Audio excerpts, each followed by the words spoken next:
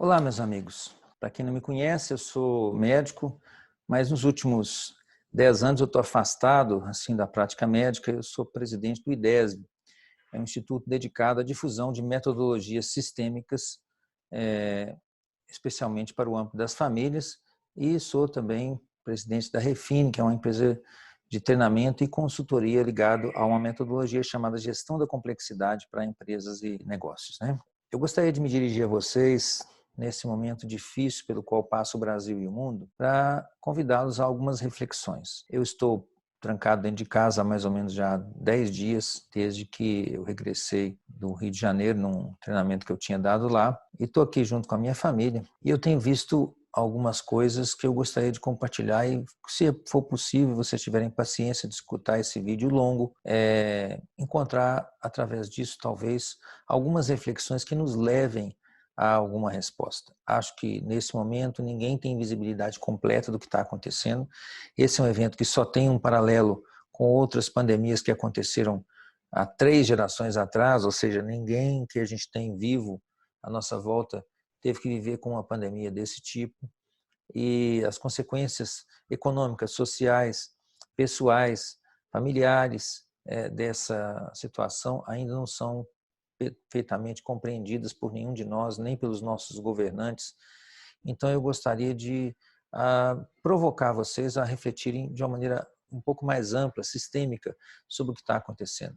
Nós todos já ouvimos pessoas se pronunciarem a respeito disso, sejam especialistas em saúde pública, sejam economistas, sejam presidentes de alguns países, etc. Eu gostaria de começar isso por uma abordagem um pouco diferente. Ao invés de olhar para os dados e números, eu gostaria de dizer o que eu senti, que emoções eu senti nesses últimos 10 dias. Vou confessar para vocês que a primeira emoção que eu senti foi o medo. Tá? O medo é a emoção que mais me dominou. O medo principalmente da mortalidade dessa doença. Quando a gente olha as estatísticas italianas e vê os filmes que passaram, das reportagens, etc., uma série de pessoas dentro da UTI, os médicos talvez também doentes e muitas pessoas idosas morrendo no norte da Itália, e as estatísticas são altíssimas, dizendo que de cada 100 pessoas, 15 se tornavam sintomáticas, e dessas 15, 5% se tornavam graves e precisavam de UTI. Então, quando a gente olha para isso, nós estamos num cenário de guerra, em um cenário terrível, e isso dominou durante muito tempo. Uns 3 ou 4 dias eu fiquei preocupado só com isso, com a mortalidade. E, lógico, veio para mim o mesmo que qualquer pessoa faria nesse caso, o sentimento de autopreservação, o medo de você ser contagiado e contagiar as pessoas que você ama, o medo de perder uma pessoa querida, o medo de perder um amigo, o medo de perder, principalmente a vida, né? Depois, passou uma fase em que eu comecei a pensar que talvez essa mortalidade não seja tão alta assim. Talvez no final desse vídeo eu conte para vocês o que eu descobri em relação a isso. Mas nesse momento eu queria só falar sobre esse medo que dominou a todos, que também me dominou. E aí comecei a pensar também o seguinte: peraí, mas se a gente ficar com esse pânico todo e tentar dirigir as coisas dessa forma, talvez isso tenha efeitos econômicos. No caso da economia, isso significa que os mais pobres, especialmente os mais pobres e os susceptíveis do ponto de vista de saúde, aqueles mais velhos, doentes, etc., serão totalmente afetados, né? Porque além deles não terem dinheiro para poder pagar as contas, eles ainda vão ficar doentes, etc. E o que é pior para eles? Ou o que é pior para todo mundo? Se essas pessoas adoecerem e não tiverem condições de se protegerem, não tiverem condições de se defenderem da doença. E o que vai acontecer, por outro lado, se elas não adoecerem, mas elas não tiverem condições de comprar comida, remédio, etc., elas vão ficar mais susceptíveis ainda e aí elas vão morrer. Então, também a economia começou a me dar medo. O que vai acontecer com os pequenos negócios do Brasil, que, segundo dizem as estatísticas, só tem caixa para 28 dias se a gente trancar eles durante 3, 4, 5, 6 semanas. Vi uma reportagem ontem dizendo que só em Brasília já foram demitidas 3.000 pessoas ligadas ao setor de bares, restaurantes e hotéis. Essas pessoas vão fazer como, né? Esses negócios vão fazer o quê? Bom, outro dado importante é que posso depois compartilhar com vocês as fontes, mas existe um estudo já feito no Brasil que mostra que para cada 1% de desemprego, sem epidemia, sem nada, tá? aumenta a mortalidade em meio mil por cento, né? 0,05%. Então, essas pessoas também contam. Quer dizer, se você aumenta o desemprego, essas pessoas morrem de outras coisas. Elas morrem de fome, elas morrem de nutrição, elas morrem de falta de assistência, elas morrem de outras coisas. Então, isso aí me levou a temer pela economia. Algumas pessoas falam que se isso continuar fechado, o que vai acontecer é que nós vamos ter um levante social, quebra-quebra, violência e etc. Então, nesse primeiro momento, tudo que aconteceu no meu coração foi que o medo cresceu. Medo pela saúde das pessoas, então, que apoiava a ideia da reclusão, medo pela economia, por outro lado, que apoiava o fato das pessoas saírem para a rua, mas aí nós temos que levar em conta os que vão morrer. Ou seja como for você mover aí, nesse eixo você está se movendo por medo. Depois, eu passei a olhar para a lista de mortos, principalmente aquelas listas enormes de pessoas mortas e as imagens e os vídeos que aconteceram na Itália, na Espanha, e também as reportagens sobre mortos aqui no Brasil. E aí me veio um sentimento de luto, de pesar, né? E esse sentimento me dominou durante talvez 1 ou 2 dias, olhando para aquelas famílias que perderam seus entes queridos. Teve um caso na Itália que eu fiquei sabendo que uma família inteira morreu, né? O pesar de perceber que realmente nessa pandemia as pessoas vão morrer. E nós vamos ter que lidar com um luto grande, como nação e como mundo, porque fatalmente haverão perdas de vidas, e não só de pessoas idosas, mas nós começamos a ver que um ou outro paciente jovem vai morrer e a gente vai perder pessoas jovens também. E também vamos perder pessoas do sistema de saúde que corajosamente se colocam a serviço dos outros. Nós temos que olhar para isso com o devido respeito pelas famílias e com o devido pesar pela talvez inevitabilidade de algumas mortes. Não conseguimos escapar disso. É fato que haverão mortes. E por essas pessoas e essas famílias, e talvez, quem sabe, até pela alguém da minha própria família e do meu círculo próximo, nós todos vamos ter que ter respeito e vamos ter que olhar para isso com o devido luto e a devida tristeza e o devido pesar. Depois eu passei por uma fase que eu comecei a ter raiva, sabe? Raiva da insensibilidade das pessoas, né? Um milionário vira e fala assim, não, deixa morrer um cara de gente, né?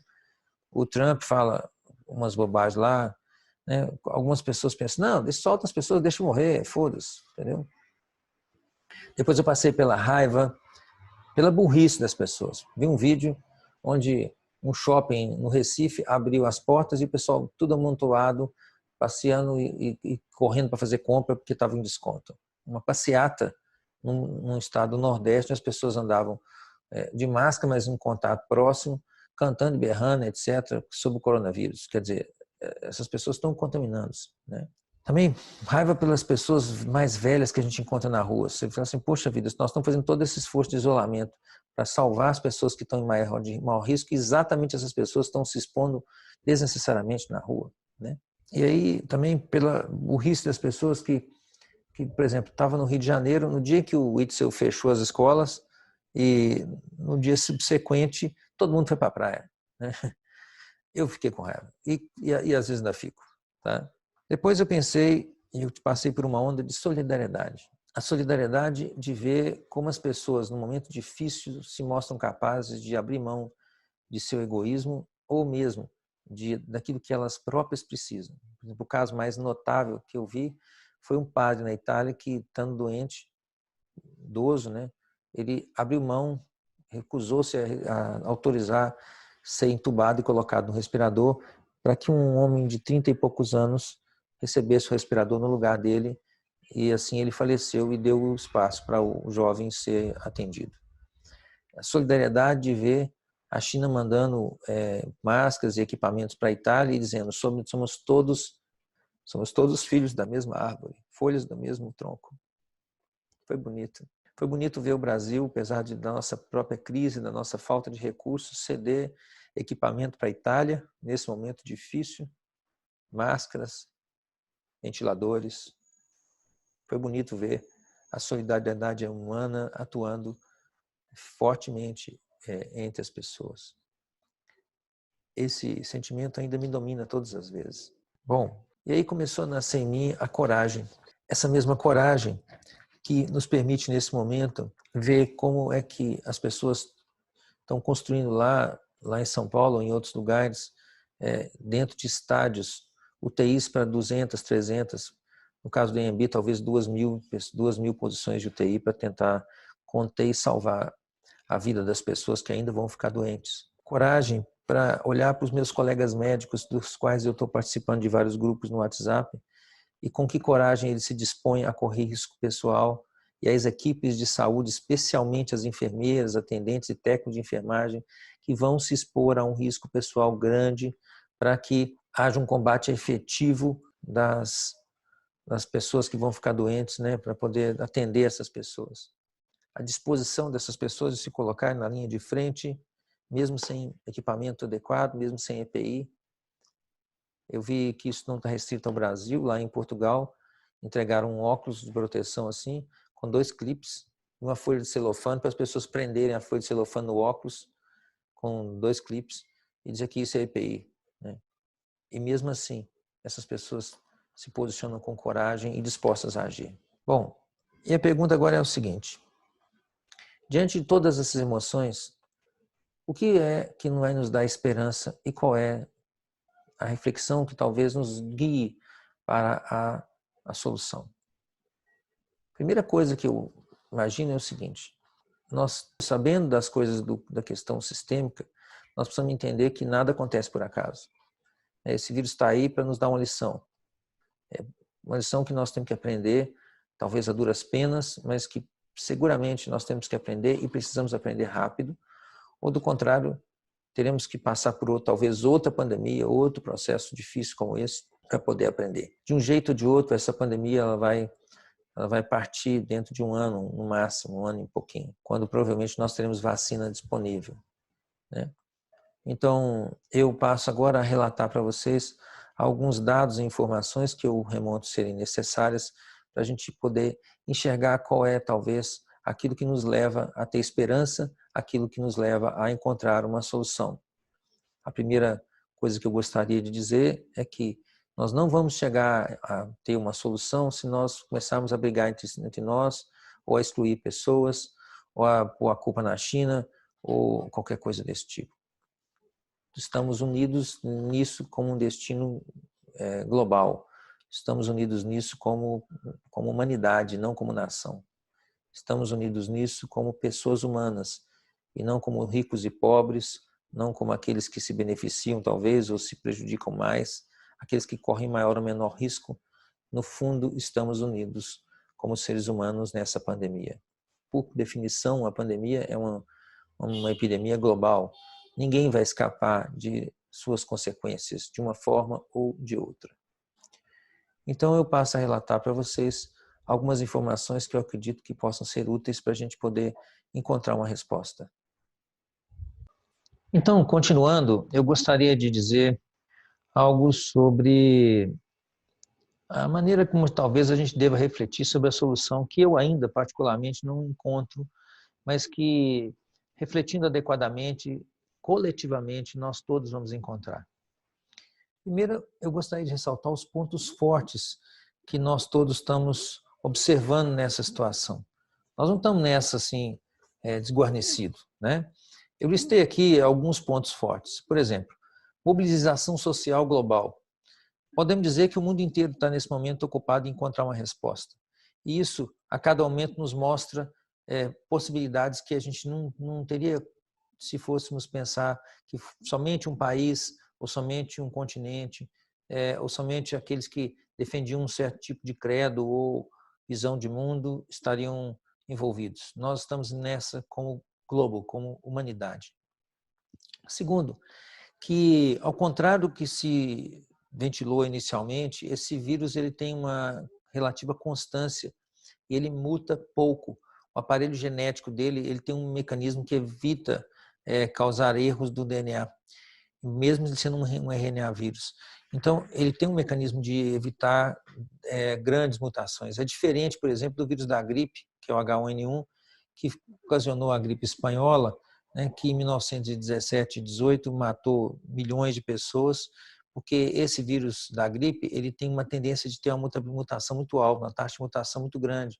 Tanto que em 2 ou 3 anos de gripe espanhola, houveram 3 ondas sucessivas globais de gripes com diferentes características clínicas e, portanto, provavelmente originárias de cepas diferentes do vírus. Todos os estudos genéticos feitos até agora mostram uma pequena variação e isso faz com que a imunidade conferida pela primeira infecção ela se mantenha contra reinfecções sucessivas. Terceiro, a tecnologia atual. Hoje nós temos inteligência artificial, nós temos genômica de alta qualidade, sequenciamento genético de alta velocidade, inclusive, e cooperação científica internacional num nível sem precedentes. Diversos organismos de cooperação científica, inclusive registros internacionais, estão abrindo seu repertório de pesquisas livre para todos os cientistas do mundo acessarem. Então, existe uma cooperação em alta escala. Essa semana eu vi uma reportagem de que alguns cientistas, um grupo grande de cientistas fez o sequenciamento genômico do vírus, identificaram 29 genes, dos 29, 26 codificam proteínas, eles sintetizaram essas proteínas e simularam no computador a interação com uma série de proteínas humanas, deu 353 proteínas possíveis.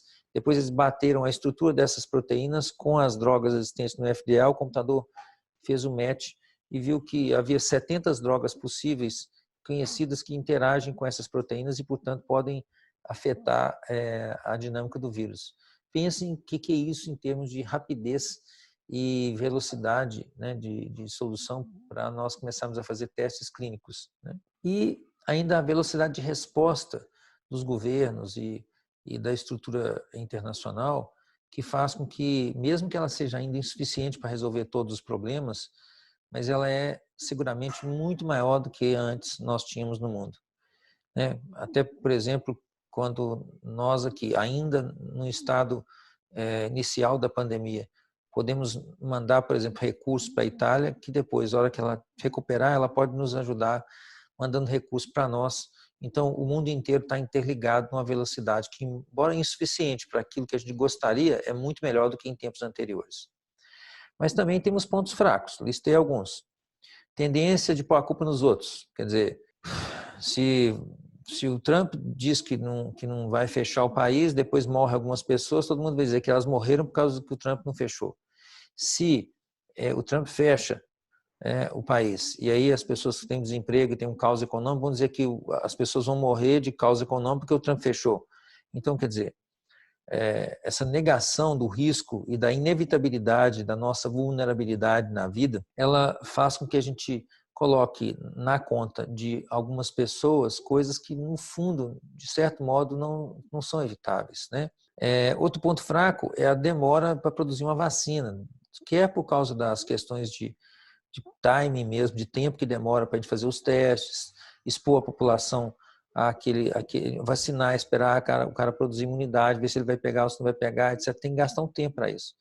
Que é porque a gente vai fazer uma vacinação em massa, essa vacina tem que ser testada para questões de segurança, para ela não causar mais perigo, mais dano do que a própria doença. Então, isso vai levar aí no mínimo um ano e meio, segundo dizem os especialistas, talvez possa ser até antecipado, mas seguramente não vai ser para o tempo da própria pandemia, né?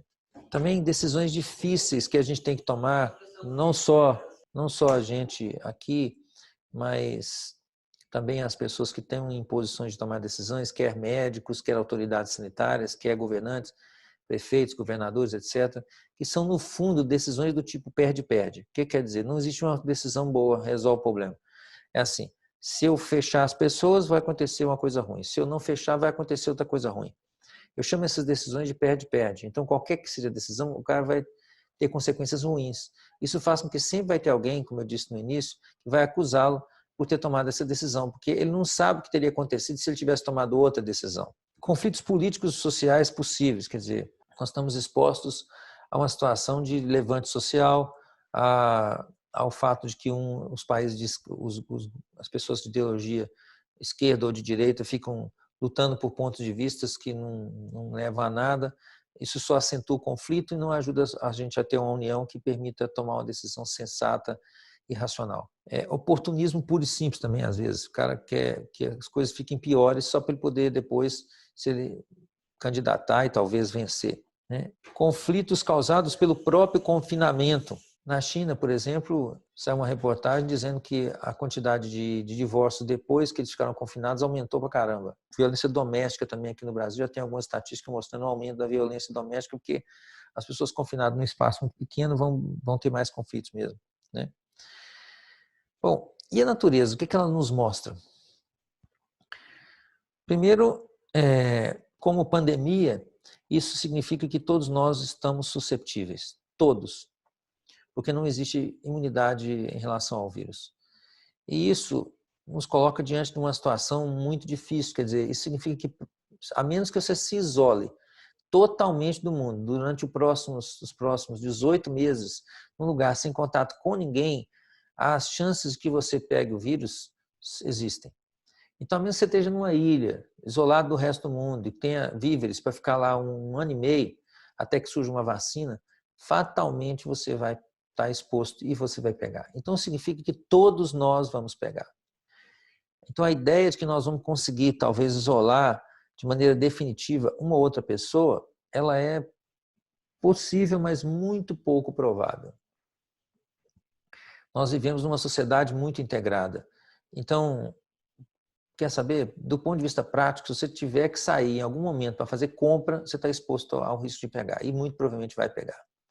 Com isso, nós temos uma questão que é a nossa impotência diante do fato de que todos vamos estar expostos em maior ou menor grau, mas no final da história todos vamos contrair o contato com o vírus e, portanto, todos vamos contrair a doença. A forma de expressão dessa doença em cada um é que vai variar de acordo com o sistema imunológico, condições anteriores de doenças pré-existentes, etc, etc. Então, entramos numa questão importante, que é, se isso vai acontecer, a grande decisão que parece estar colocada para nós nesse momento é se nós vamos fazer quarentena ou não vamos fazer quarentena. Então, as razões em prol da quarentena dizem o seguinte: nós conseguimos achatar a curva de contágio, quer dizer, não conseguimos evitar o contágio, mas conseguimos evitar ou diminuir a velocidade desse contágio e, com isso, evitamos que os sistemas de apoio à saúde possam entrar em colapso por falta de recursos de atendimento. Bom, quero dizer que isso é uma verdade em termos, né? Primeiro porque é verdade que se a gente conseguir achatar de fato a curva, como países como a Coreia tem mostrado que é possível, você teria condições de construir UTI, estrutura de suporte, etc. Só que apenas fazer quarentena não resolve. Você tem que fazer quarentena e testar as pessoas, para você saber quem está contaminado e quem não está contaminado, e isolar quem está contaminado, para que ele não continue contaminando. A experiência italiana mostrou para nós uma coisa muito ruim, que no momento que eles fizeram a quarentena, já havia uma quantidade muito grande de pessoas contaminadas. Então, você pegou essas pessoas que estavam contaminadas, trancou elas dentro de casa e botou elas todas juntas. E o que aconteceu foi que as pessoas contaminadas agora contaminaram as pessoas da própria família. Ao invés de contaminar na sociedade, na comunidade lá fora, elas contaminaram a própria família. A prova disso é que, mesmo depois de 14 dias de lockdown, a Itália ainda estava tendo uma curva ascendente de casos novos. Por quê? Porque estavam diagnosticando as pessoas que tinham sido contaminadas dentro de casa. E se você pensar que você faz quarentena junto com um idoso, uma pessoa de risco, aí que isso fica mais terrível ainda, porque você está, na verdade, facilitando a disseminação do vírus para dentro das pessoas, dentro da própria família. Você evita o contágio intersocial, mas acentua o contágio familiar. É lógico que, no geral, isso tende a diminuir a velocidade da curva, mas vocês entendem que isso não resolve e não realmente impede o contágio das pessoas de risco? Um segundo ponto importante é que realmente é preciso achatar a curva para a gente poder ter tempo de construir, de fato, UTIs e a estrutura necessária. Agora, vamos olhar uma coisa assim, mesmo que eu faça quarentena, né, para certas pessoas isso é impossível. Para uma pessoa que mora numa favela, né, ou numa situação de muita precariedade social, não tem sentido nenhum você fazer essa quarentena, porque não vai funcionar. Você prende uma pessoa num cubículo com 6 pessoas lá dentro, você vai intensificar, como eu disse, a transmissão do vírus. Na verdade, essas pessoas, se você trancá-las dentro de casa ou não trancá-las dentro de casa, é a mesma coisa. O vírus vai disseminar do mesmo jeito. Então, num país igual à realidade brasileira, falar em quarentena, pelo menos de maneira global, é uma hipocrisia. Porque você vai fazer o quê? Você vai frear a disseminação em certos grupos sociais, principalmente na classe média para cima, mas não vai frear na disseminação para pessoas de menor poder aquisitivo que vivem em condições sanitárias insuficientes, em casas muito pequenas, etc, etc, etc. A verdade é que nós não temos a opção de fazer quarentena no Brasil de maneira sustentada e séria, como, por exemplo, a gente viu na Coreia ou na China, porque não tem ambiente domiciliar estruturado para isso. O que vai acontecer? Alguns vão fazer quarentena, outros não vão fazer quarentena. E daí? Qual que é a consequência disso? Eu gostaria de voltar um pouco e olhar uma história, junto com vocês, de algumas estatísticas que eu vi na internet, principalmente gostaria de compartilhar com vocês a história de uma pequena cidade no Vêneto, tá? O vilarejo de Vo Euganeu, tá? É uma cidadezinha com 3.500 pessoas, né? E o que aconteceu lá nesse vilarejo? Vou transmitir aqui a minha tela para vocês. Foi o primeiro lugar onde eles identificaram a pessoa morrer na Itália foi nessa cidadezinha do Vêneto. E 2 velhinhos ficaram doentes juntos. E eles pensaram assim, gente, mas a doença não é na China? Como é que pode ser que eu tenho 2 velhinhos aqui no meio do nada, numa vila de 3.500 habitantes, né, que se contaminaram com esse coronavírus? Os cientistas ficaram sem entender. E a única coisa que eles conseguiam ver é que eles tinham ficado muito tempo no bar, os 2 juntos, nos dias anteriores. E aí eles fizeram uma coisa, né, que na Itália foi inédita. Eles testaram todos os 3.300 pessoas da cidade. E já naquele momento eles descobriram que tinham 89 pessoas infectadas, né, e isolaram essas pessoas. Mas outra coisa chamou a atenção, olha aqui, 50% a 60% delas apresentavam ou poucos sintomas, ou em alguns casos nem sequer nenhum sintoma. Isso significa que provavelmente o número real de casos infectados é muito superior ao que as estatísticas da Itália mostram para nós, é muito superior ao que as estatísticas do Brasil mostram para nós. Eu li hoje um estudo de uma doutora lá na Inglaterra, a doutora Gupta, dizendo que ela acredita que nesse momento na Inglaterra, hoje é dia 25 de março, nesse momento na Inglaterra talvez metade da população britânica já esteja infectada pelo vírus. Fazer quarentena quando metade da população está infectada pelo vírus não faz sentido nenhum, só aumenta, na verdade, provavelmente a transmissão do vírus para os grupos de risco. Bom, outro ponto importante, eu gostaria de mostrar para vocês aqui, é a estatística da Alemanha. Olha aqui. Para mim, é o único país que realmente nós podemos levar a sério a estatística de teste deles, a estatística de mortalidade, porque eles estão testando seguidamente. E eles estão fazendo esse teste, olha aqui, 23 pessoas entre 31.970 casos ativos.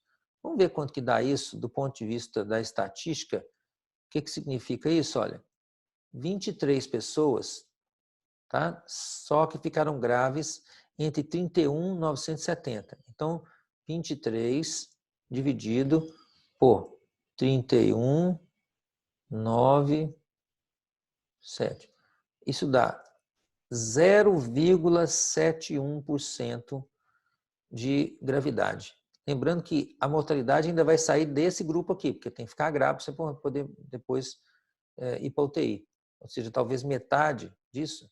Então, a mortalidade é muito inferior àquela que está sendo propagada pela estatística italiana. Provavelmente porque a quantidade enorme de casos assintomáticos na população faz com que as estatísticas que a gente faça das pessoas sintomáticas nos leve a acreditar que a mortalidade é muito maior. Voltando a dizer aqui sobre a cidade do Vento lá, né? Então, no final, depois que eles testaram 89, no final da quarentena, 14 dias depois, eles tinham 542 pessoas contaminadas. Ou seja, de 89, levamos para 542 o número de pessoas contaminadas, porque nós trancamos as pessoas com as suas famílias. Então, o que me parece racional nesse momento? Nós temos que fazer a quarentena da melhor maneira que a gente der conta, mas sabendo que ela não vai funcionar igual na Coreia ou na China, ou seja, nós não vamos conseguir conter o vírus. o país não tem estrutura domiciliar social para poder fazer essa quarentena de maneira eficiente, então a propagação vai continuar, quer você faça quarentena, quer você não faça quarentena, porque o número de casos já escapou do controle, nós não testamos o suficiente, não fizemos isso no tempo precoce necessário. Mas eu acredito que assim, essa quarentena de 15 dias, especialmente em grandes centros igual São Paulo, Brasília, por exemplo, faça sentido para que haja tempo da gente construir infraestrutura de apoio, suporte, UTI, etc. para as pessoas. Depois disso, parece ser uma coisa que não vai fazer diferença nenhuma do ponto de vista da transmissão, porque o vírus já vai estar disseminado para muitas pessoas, 60% delas vão ser assintomáticas. Então, se você, além de você promover um caos econômico, você vai promover também, vai continuar promovendo a disseminação do vírus de qualquer forma. Nossa esperança nesse sentido consiste que nossos serviços de apoio, a coragem das pessoas, a solidariedade internacional, a cooperação de todos, nos ajude a encontrar drogas que possam nos ajudar a combater essa doença, ao mesmo tempo que a coragem das nossas equipes de saúde e do nosso SUS, né, e de todas as pessoas envolvidas na linha de frente possa garantir um atendimento suficiente para as pessoas que se tornarem graves e sintomáticas. Ao mesmo tempo, nós precisamos entender que o distanciamento social pode continuar, mas a quarentena provavelmente não vai ser mais efetiva do ponto de vista prático. Os estudos sobre imunidade de rebanho, né, imunidade de horda, ou herd immunity em inglês, mostram que quando o vírus atingir 60% da população, então a epidemia vai cair. Quando isso vai acontecer, as estatísticas que a gente tem, pelo que eu vi, nós não conseguimos prever isso com clareza. O fato é que o número real de pessoas infectadas é infinitamente maior do que a quantidade relatada pela estatística do governo brasileiro. E, portanto, aquela mortalidade de 2% que está lá na estatística, ela não é real. A estatística real, se aproximar da realidade alemã ou da realidade sul-coreana, vai ser bem menor, na casa de 0,6 no máximo ou menos. E vai variar segundo fatores populacionais, segundo condições técnicas de atendimento às pessoas, e nós ainda temos que levar em conta que vai ter mortalidade colateral, quer dizer, a pessoa que estava com câncer e que não pôde ser atendido, o cara com infarto que não pôde ser atendido, né? As parturientes que vão ganhar neném podem ter dificuldade de conseguir um lugar na maternidade. Nós vamos ter efeitos colaterais dessa ordem. Eu espero que todos nós tenhamos o bom senso de ir avaliando caso a caso a situação e tomarmos decisões que promovam a solidariedade, a integralidade da sociedade, o olhar humano para as pessoas, mas ao mesmo tempo não nos deixamos levar por disputas sectárias ou por ideias apaixonadas sem olhar para os dados reais. O que está nos mostrando nesse momento é que o isolamento nesse primeiro momento faz sentido, mas depois não faz nenhum sentido, que a continuação da propagação do vírus não vai ser mais impedida pelo isolamento ou pela quarentena. Não faz sentido você fazer isolamento social e depois contaminar as pessoas da sua casa, principalmente os idosos. O que faz sentido para nós é que depois passado esse período inicial, nós vamos ter que reforçar ao máximo o serviço de saúde, isolar o máximo que for possível as pessoas do grupo de risco. Eu vou compartilhar com vocês aqui uma tela de estatística para vocês entenderem isso. Essa é a estatística de mortalidade. Essa é a estatística de mortalidade por grupo de risco.